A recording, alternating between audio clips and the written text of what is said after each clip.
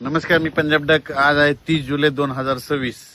खास करून मेसेज द्यायचा आहे कारण की आमचा परभणी जिल्हा आहे आणि परभणी जिल्ह्यामध्ये आज काही काही ठिकाणी मुसळधार ते अतिमुसळधार पाऊस पडणार आहे. 200 ते 250 मिलीमीटर 30 आणि 31 तारखेच्या दरम्यान, 31 जुलै आणि 31 जुलैच्या दरम्यान पडणार आहे.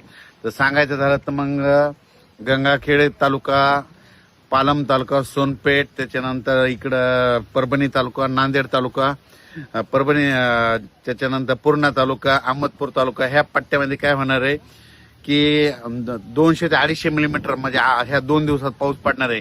काही काही ठिकाणी एका दिवसानं 300 मिलीमीटर सुद्धा होऊ शकतो. म्हणून त्या तालुक्यातल्या शेतकऱ्यांनी स्वतःची काळजी घ्यायची. वडे नदी नाल्याच्या कडेला जर आपले कोटा असेल, गोटा असेल, तर तुम्ही त्यांची बैल हे काय करा, सुरक्षा स्थळी आणून ठेवा. कारण की ना 2 दिवस वातावरण खराब राहणार. पण राज्यात देखील काय होणार आहे, महाराष्ट्रामध्ये देखील